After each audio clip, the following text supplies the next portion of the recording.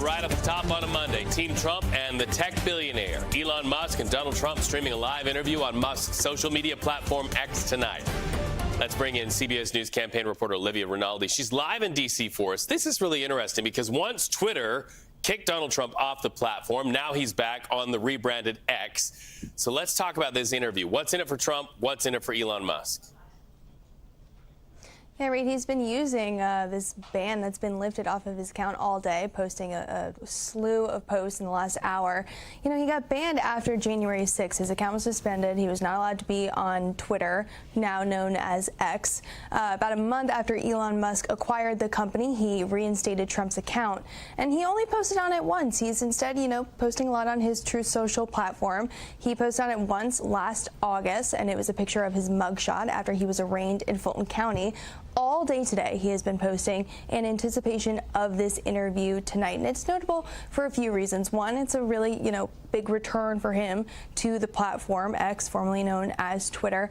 But two, his relationship with Elon Musk. This is something he flexes a lot, especially when I've been on the campaign trail at a few of these various rallies. Trump talks often about his relationship with Musk, how close they are, how even though he doesn't like electric vehicles, he does really like Elon Musk. So this is a very highly anticipated interview. It's tonight at 8 p.m. It'll be the two of them on X, and we're quite interested to see what will happen. Fascinating that he's doing this in the web space, because over the weekend, of course, the conversation from the campaign was that they had been hacked. What do we know about this hack? Who did it and why? Yeah, the campaign announced on over the weekend that the email, there had been a hacking of their campaign. They immediately blamed Iran. And what's interesting about that is they linked this back to a report from Microsoft that was released on Friday prior to any of this information being known, that said in June 2024, Iran's intelligence unit had sent a spear phishing email to a high-ranking official of a presidential campaign. But Microsoft never specified which campaign it was. The Trump campaign is now saying it was their campaign that was hacked. Some key details and information about Senator J.D. Vance before he was chosen to be Trump's running mate was some of the documents that were taken out of that hack and then spread to various news outlets. We are learning a lot about that, and we're hoping to get a little bit more of a readout soon from perhaps intelligence officials about how this happened, how deep this hack went. The Trump campaign, we've reached out to them for comment, but I suspect this is a story that is going to stay with us through November and perhaps beyond, Reed. Olivia, thank you so much for that update from Washington. Meanwhile, Vice President Kamala Harris is back in Washington after a full weekend of campaigning and raising cash. She's not only candidate Kamala, she is the Vice President of the United States, traveling with President Joe Biden to Maryland this week. This is going to be their first joint trip since Biden dropped out of the race. It'll be our chance to see them together, not only campaigning, but also doing the business of the people. Now, that decision to leave the race is something the president defended to our Robert Costa. He did that exclusively on CBS Sunday Morning, really reflecting on the core reasons for that decision. Listen. Well, look, the polls we had showed that it was the neck-and-neck race. Would have been down to the wire. But what happened was a number of my Democratic colleagues in the House and Senate thought that I was going to hurt them in the races.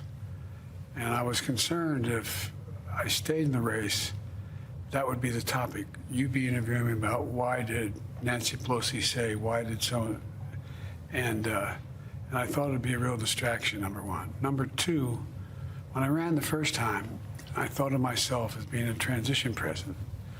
I can't even say how old I am. It's hard for me to get it out of my mouth.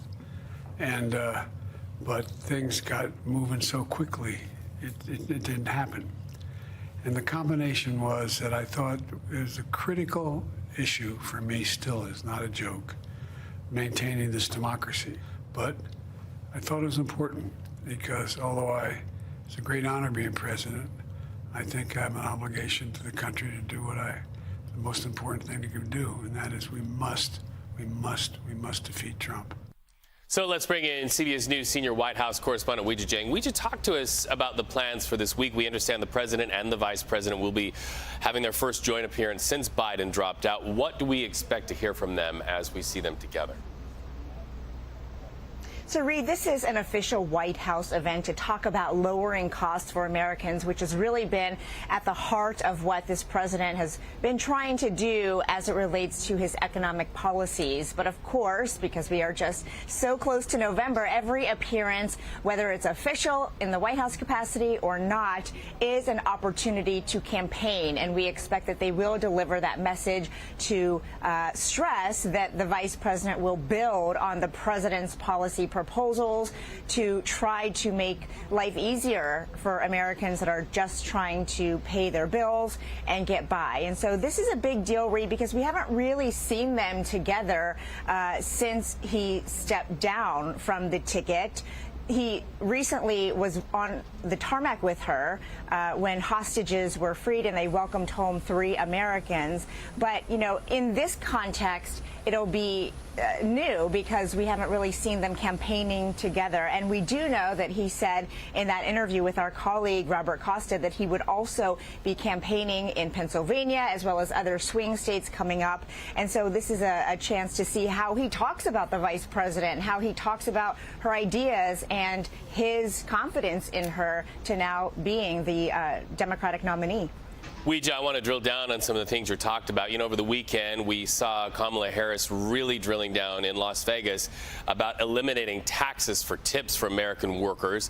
And they're also really starting to hit on something that they say are headaches and hassles that drain Americans' resources. Is this a political strategy or is it a genuine concern that we're seeing?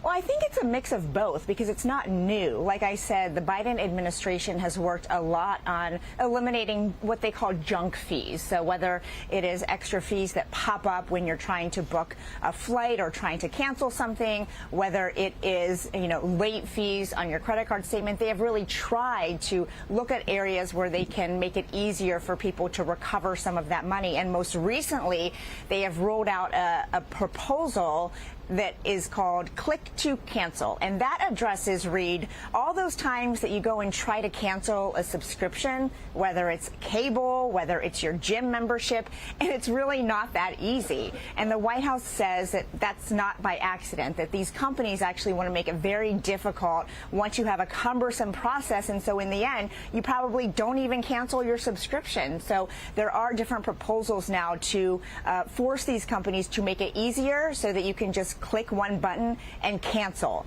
There's another proposal to make it so that you can get a human on the phone right away so that you can talk about canceling your subscription. But this is just an idea right now. It still has to go through a standard process to get approval, but it does sort of show you the different creative ways that they're trying to, you know, put a little bit more money into your wallet, because I think we've all been there, Reed, where you try to cancel something and maybe you just think it's not worth the hassle. Right, and it adds up. $10.99 a month over a period of a year. That is some juice in our pockets. Weijia Jiang, thank you so much.